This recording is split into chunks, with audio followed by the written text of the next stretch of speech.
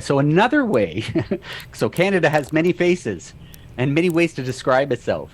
This one here is probably the most important because this outlines our relationship, the province's relationship with the federal government and the federal government's relationship with the province. Okay, so what we have when we wrote that constitution back in 1867, it really was an agreement between, at the time they were colonies, but today we call them provinces, by a few provinces. They came together and said, okay, you know what? We're going to work independently, but we're going to work under the umbrella of a country. And this country is, this system is of relationship is called a federation. Okay. Which is basically a union or an agreement between territories to work together to accomplish the best that they can. So in this federation, there is a division of powers. Okay, so the federal government takes care of certain things, the provincial government takes care of other things. Okay, so let's just start with the federal government. Okay, so the federal government takes care of, here's a bunch of things that they take care of. As you can see, it's mail, postal services, of course, taxes and money and banking. This should really say banking because taxes and money. Also, there's provincial taxes as well, right? But shipping, railways, and pipelines, that's kind of, and even broadcasting and telecom, those are all things that go over borders, right? So they're not just happening in one province. So when you're shipping something from Ontario to BC, that has to go through a whole bunch of different provinces. So that's why it's under the federal government's mandate. Okay, that's why they take care of that. Same with telecom, right? And internet connect, like what we're on right now. There could be somebody on our internet from around the world or from another province.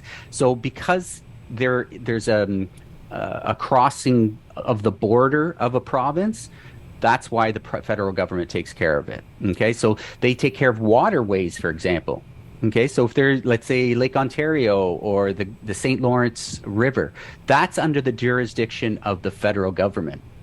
Other things, of course, foreign affairs, our national defense, those sort of things. They also take care of employment insurance. Okay, so when if you lose your job and you need help, they have this system called employment insurance, which is standard across the country.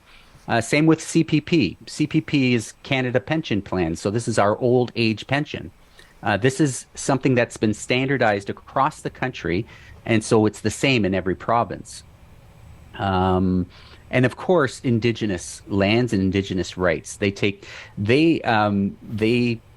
care of everything having to do really with Indigenous dealings, let's say. So when it comes to the province, now the province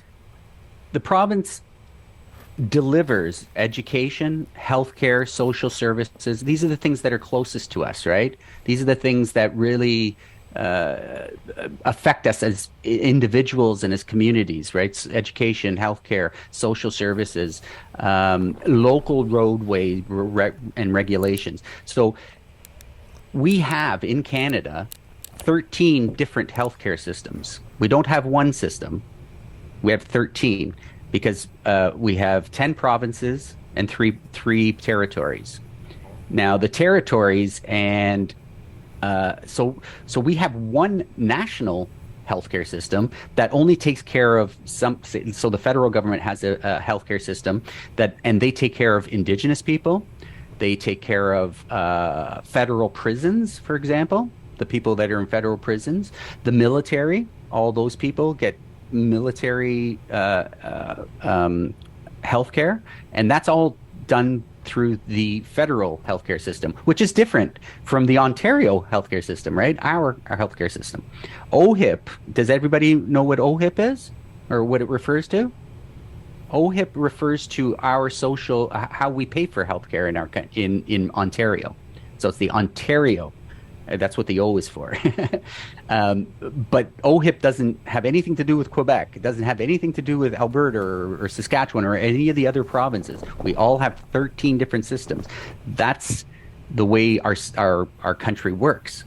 Now, there is a relationship between the federal government and the provincial government when it comes to education and healthcare and social services, and that is that they fund some of it, right? Some of the money that goes to pay for our education system, our healthcare system, that's a shared cost from the federal government and the provincial government. We could talk a lot about that because things have changed quite a bit in the last 30 years when it comes to funding certain social services like education or healthcare. And it's very important that we know about this because right now in Ontario, for example, we're going through some very, very big changes in our healthcare system. And each and every one of us should be aware of this because it affects every one of us, right? And we as the people should either agree or disagree with this. And so it's important that we know about it. But so there was a time, for example, in the 1990s and the 80s that healthcare was 50-50 split. The federal government paid for half and the province paid for half. Okay. The federal government only would do that if the provinces abided by the standards that they came up with. So we have what's called the Canada Health Act, okay, which is a law that says how healthcare, the minimum standard of healthcare should be in all the provinces, okay? And the two biggest aspects of that are access. Everybody should have access, and universality, meaning everybody gets this. Okay, everybody gets healthcare. If you're sick, doesn't matter who you are in this country, you should have access to our healthcare system. So things have changed, and we'll get into that later. The reason what we're doing today is really an overall view of the structures, but what we would like to do in the future is talk about the aspects of what we're talking about today in the context of what you want to hear and what you want to know about. So if it's healthcare that you want to talk about, let's talk about it. If it's education or, some things that aren't on here, for example, transportation and transit, okay? Those are also areas that are delivered by the province, but funded also by the federal government. So we're talking about, public transit system, that we have in our roads, our highways, that sort of thing. And now you'll notice we're under provincial, you see municipalities, right? It's not a separate government, even though we all think it's a separate government. And we do vote separately for our municipal representatives. It is really under the purview of provincial government, okay? So the provincial government can say how the municipalities are going to run, okay? Because they're really the boss. The province is the boss. The municipalities are just like an arm of the province. And the province has some pretty important things to the municipalities have some pretty important things to take care of, right? They're the things that are the most closest to us, right? Our garbage collection, the water we drink, all the public infrastructure that's local, let's say to Markham, right? The community center that we're in, okay? Community centers, hockey arenas or whatever, other recreational arenas, libraries, those are under municipalities. Local police, they're actually written here, community water system. And so we've also gone through some pretty big changes here as well in the last, I'd say 10 to 30 years. As you know, I don't know if you know this, but recently the Ford government, who's in charge right now of our province, made some changes to the powers that mayors now have, only in two places, Toronto and Ottawa. They've given them what's called veto rights, which basically says that the mayor doesn't have to have 50% of the support of their council anymore. He or she only needs 1/3 right? Which isn't very democratic, but this has happened. So this is another discussion we could be having too. So, I mean, there's lots to talk about when it comes to the system. But really, this is the structure. This is the bones of our country. And like I said, when we first started, this excludes a lot of stuff. We're not talking about our history, and why this is the way it is. We have a history with the French. We have a huge history with Indigenous peoples in this country as well. We're not talking about that today. This is really just the structure, the bones of our system. Whether you agree or disagree with some of how it is, or this is how it is. So we can now open it up and talk about any of the aspects of governance here to you. I would love to hear your feedback and your questions, or even your comments, even just comments on this system. We haven't talked about voting, which is very important. And hopefully in a future session, we can get really into voting, because I think that is probably the most important aspect of governance that never gets talked about.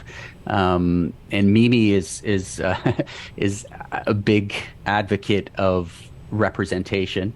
And so she understands quite well why it is so important that we talk about voting and our voting system, and perhaps even other voting systems around the world, and whether we should try to look at other places and see how they're doing things, and whether they're getting better representation than we are.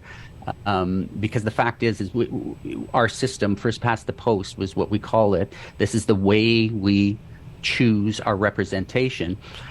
Is very, very old. It's very, very old. It goes back to the beginning of our country.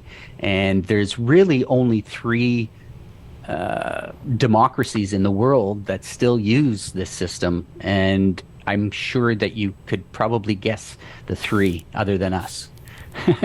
That would be England and the United States.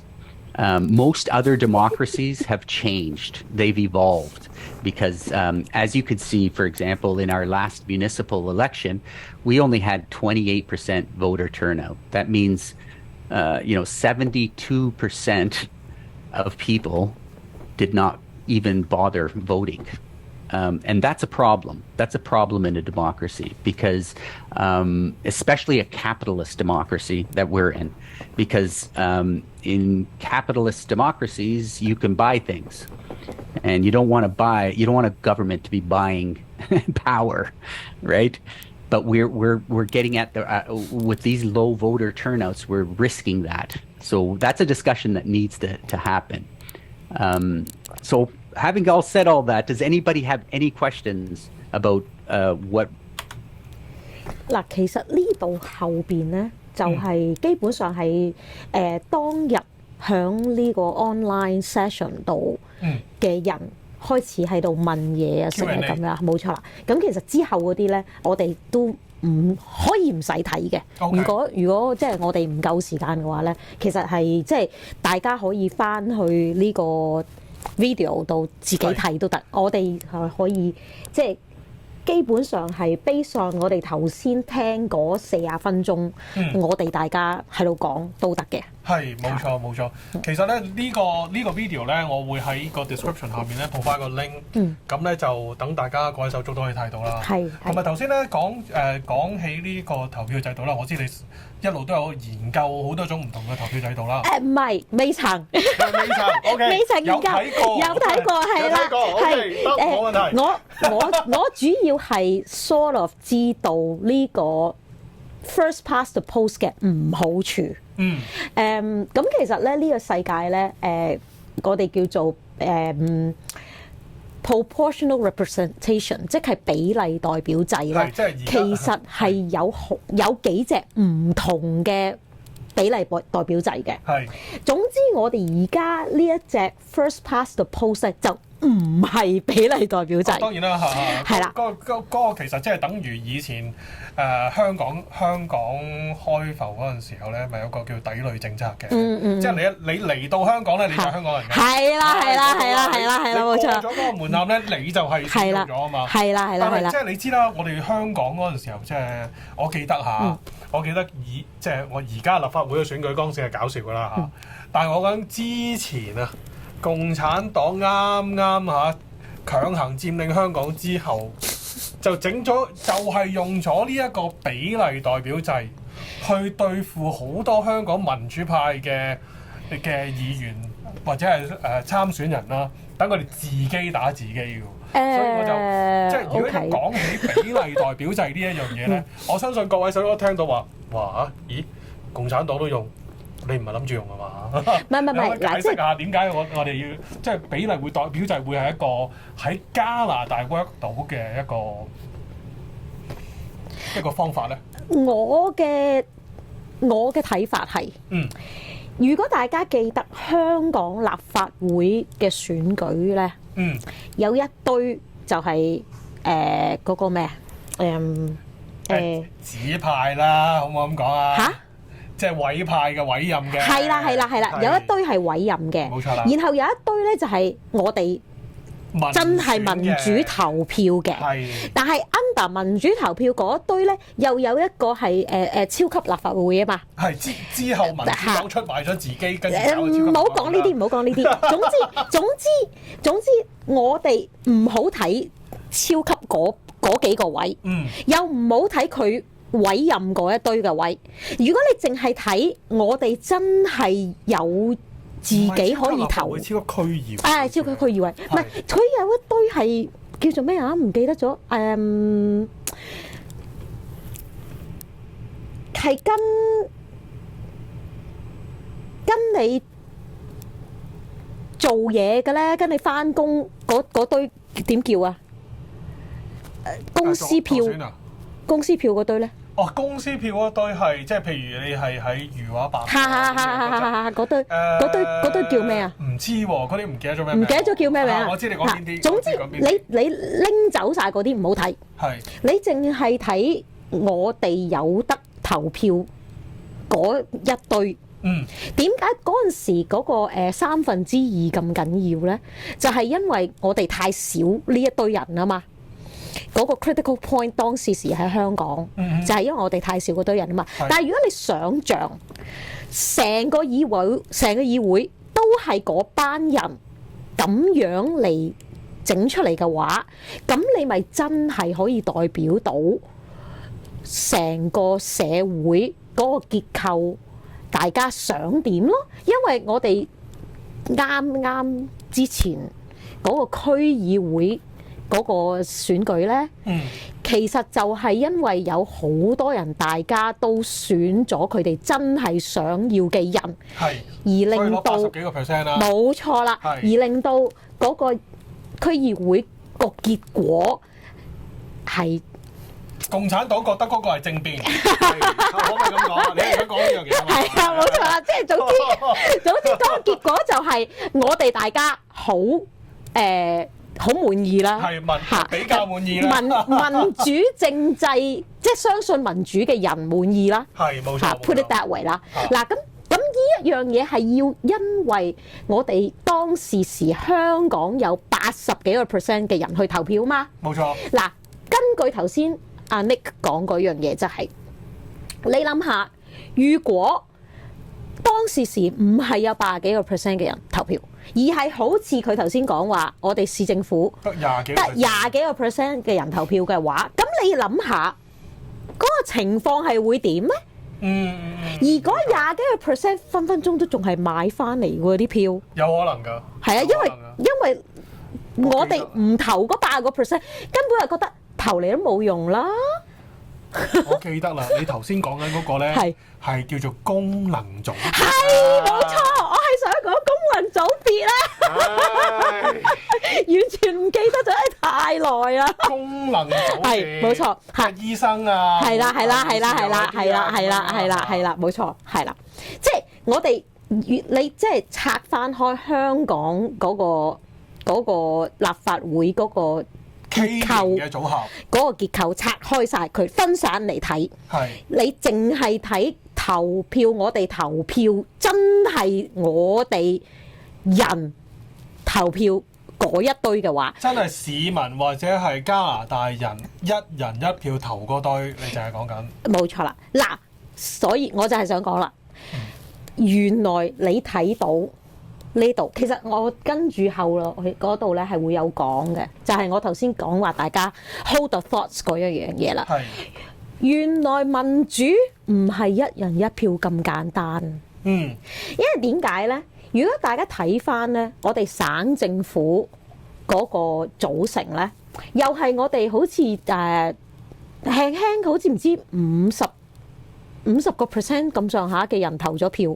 咁然後咧，我之後係有同佢傾過呢一樣嘢，而家我唔係好記得，好似係大概係50幾個% 嘅人投咗票，定係40幾個% 嘅人投咗票啊？省政府，我哋可以其實而家清楚。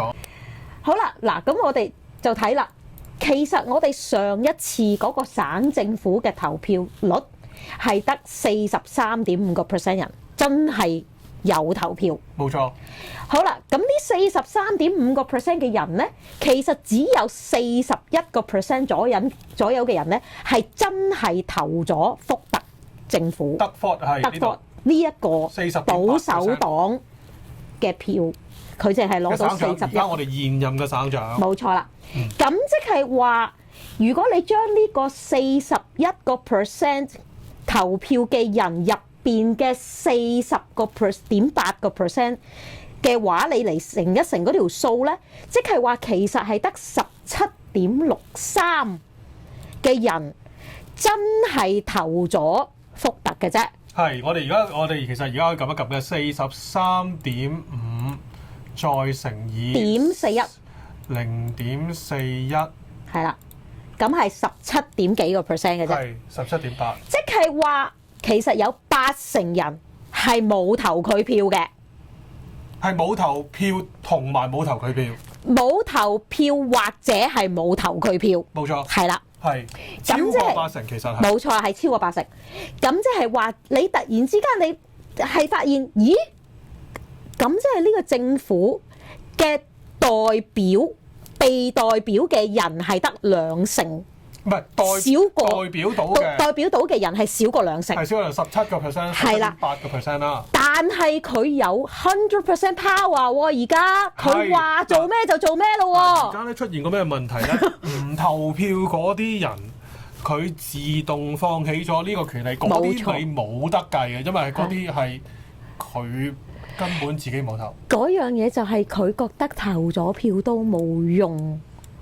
所以佢唔投票咯。嗱，好得意嘅呢樣嘢呢，我其實我唔記得究竟係我哋省政府投票嘅時候，還是係市政府投票嘅時候啊。總之近呢2次投票呢，我都有去投啊，係。我係同我仔傾過偈嘅。係。咁樣呢，你同你個仔傾？係啊，我同我個仔傾過偈。咁然後呢。咁佢好乖咁樣，我話你一定要去投票，咁佢去投票啦。係。咁佢同我講，你冇話俾佢知投邊個係嘛？呢啲嘅我哋容後再講啦，唔關事。我哋有討論。OK。咁 anyway，嗰個 point 咧係我想講嘅咧，就係佢同佢啲朋友傾偈。嗱，我個仔係20零歲啊。係。OK。佢同佢啲朋友傾偈咧，竟然大家係覺得唔想去投票。咁你諗下，年青嘅一代唔投票，喂，佢哋先至係我哋嘅 future 喎。係，當然啦。但係佢哋覺得唔想去投票啊，佢哋變成政治冷感喎。咁即係大鑊咯。係，冇錯。係咪啊？啱啊。你如果我哋後生嗰輩完全唔想你發生咩事嘅，咁啊，即係得翻晒啲老餅咯。冇錯。咁你點樣可以 expect 我哋有啲咩嘅好嘅改革咧？好難噶喎。個情況咧就同台灣就啱啱相反啦。台灣反而即係後生嗰一輩咧係非常之踴躍去投票嘅。係啊，所以其實我就係話緊，我哋其實尤其是你哋如果係新嚟嘅話，又或者你就算喺度好耐都好啦。如果你從來都冇考慮過點解你要投票嘅話，你就要睇下點解你唔投票咯。因為如果你唔投票，就係直頭你頭先講嗰樣嘢啦，你自己放棄咗。係，咁冇辦法㗎啦，咁你有咩唔高興？到頭來邊一個執掌呢個政權啊？係唔關你事，係咪真係唔關你事先？咁佢哋可以繼續獨裁嘅，係咪真係唔關你事先？唔係啊嘛，其實有好多嘢頭先阿 Nick 就係講啦，其實有好多嘢係好貼身嘅，係，但係你好似以為好似好遠，所以我哋一整呢一個 forum 咧，我問有啲朋友。我話不如你哋嚟聽下啦。咁佢哋話覺得好似好遠，其實一啲都唔遠啊。點解你會認為香港嘅立法會咁緊要，而你覺得加拿大呢一度嘅投票係唔關你事呢？我唔係好明呢個諗法。或者我哋應該咁講啦，即係我哋喺香港嗰陣時點解諗翻下之前啦，我哋點解要佔領立法會啊？嗱，又或者去台灣太陽花運動咧，點解要佔領立法會啊？都係，即係立法個機構啦，係啊，咪一樣係咁嘅原因啫嘛。但係嗱，嗰個 difference 喺邊度咧？就係我哋以為呢度有民主啊，我哋 assume 咗係有民主，我哋覺得以為自己個民主係好 work 啊。我哋嚟到覺得嗰個制度已經響度啦，咁咪 OK 咯。但係其實個制度嗱，其實原來唔 OK 咯。原來即係經過我今次睇完呢個頭先嗰段嘢之後咧，我而家先知道原來加拿大嘅民主係咁短時間，即係冇乜歷史啊。係啊。嗱，如果講起呢個民主制度咧，喺台灣嗰度嗱，總統你又一人一票啦，市長你又一人一票啦。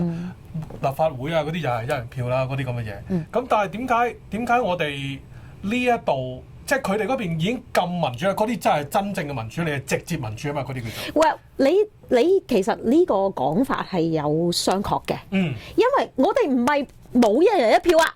我都話咯，頭先我講啊，原來民主唔係一人一票咁簡單啊。係嗰個 system。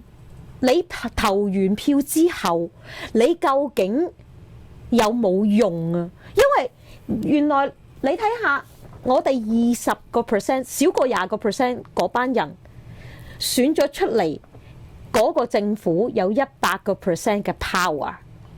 係你變咗你調轉頭，其他嗰啲人係完全 no say 喎，係零聲喎。係咪啊？係，即係你嗰樣嘢就係你點樣可以俾其他嘅人都聽到佢哋想點，先至係民主啊嘛。OK。唔係咩叫民主啊？我一個人講晒就唔係民主啦。係，冇錯。係嘛？啱啊。但係我都唔係完全所有人授權嘅喎，我係少過2成人授權喎。係，冇錯。但係我可以講晒所有嘢喎。冇錯，啱。係咯，啱啊。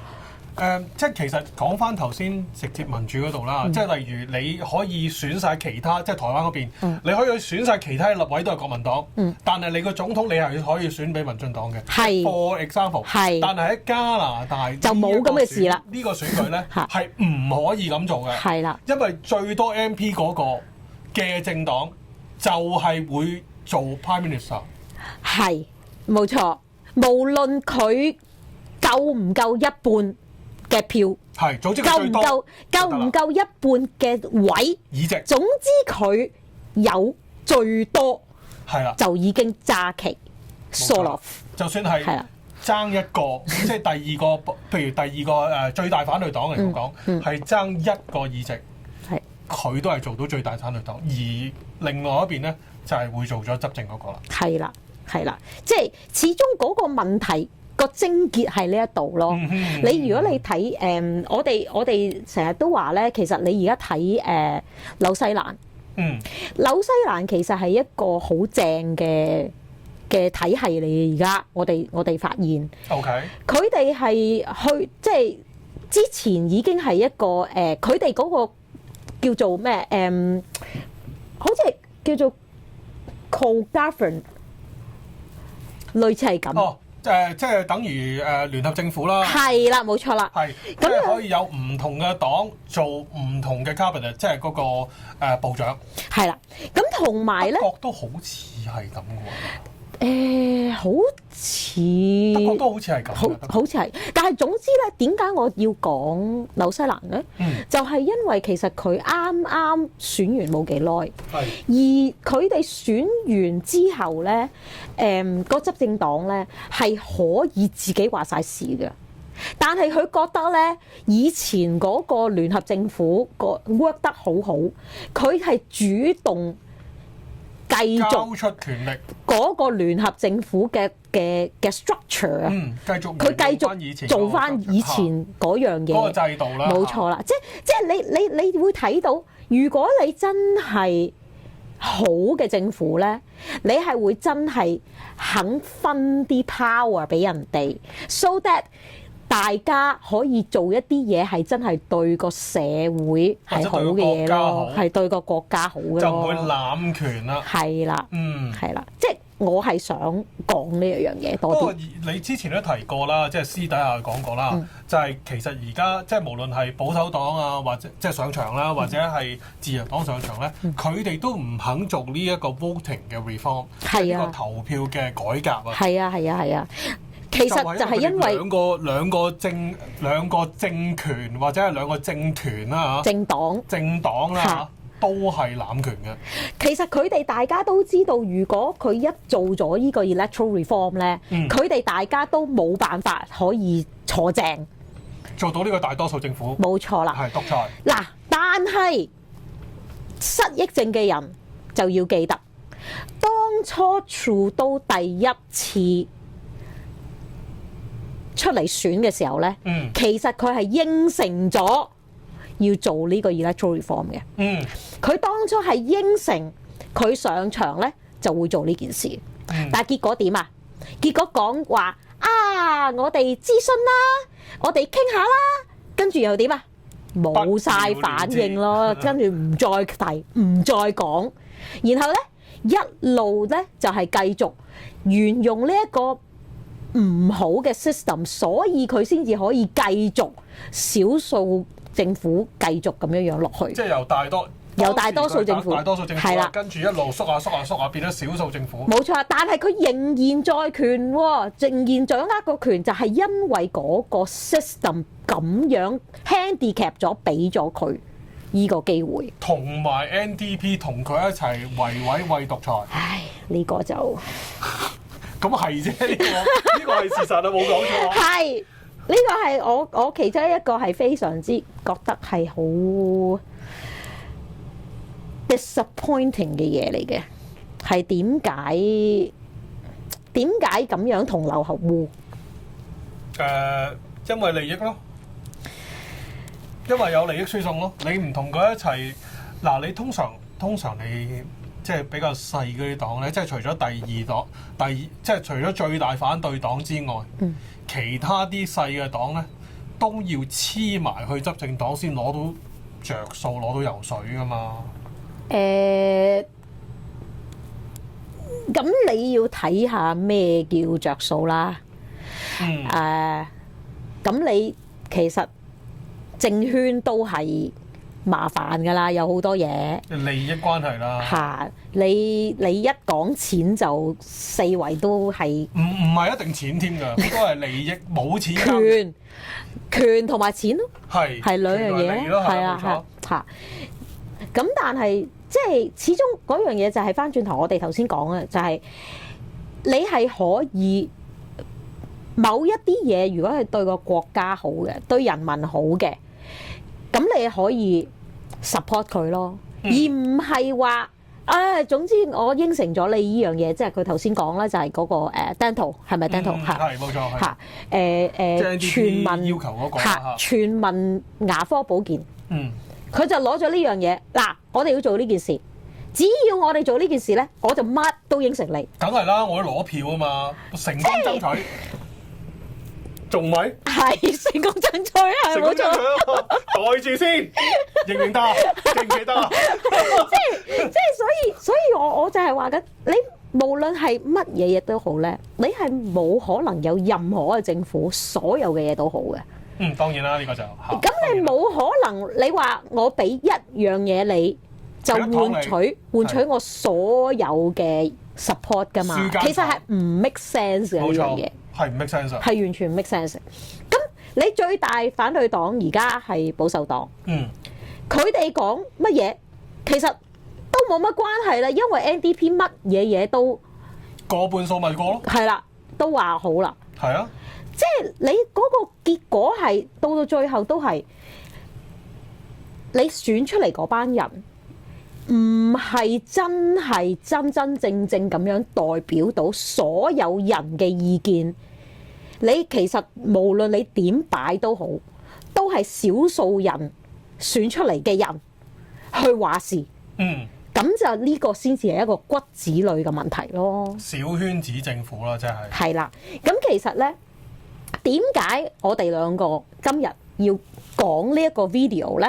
其實其中一個原因就係我哋好想大家真係 get involved with 呢度加拿大嘅公民社會，從而等俾一個機會你哋去大家去傾下，究竟有啲乜嘢我哋大家係唔明解嘅，有啲乜嘢我哋大家想知多啲，又或者有啲乜嘢我哋係唔清楚，因為阿 Nick 咧係佢喺公民社會入邊係一個好活躍嘅人嚟嘅，佢有好多嘢都識咧，即係你頭先類型嘅嘢咧，佢做啲乜類型嘅嘢啊？即係例如佢做過啲乜嘢，或者係公民社會上面佢係啲乜類型嘅 activist 咧，或者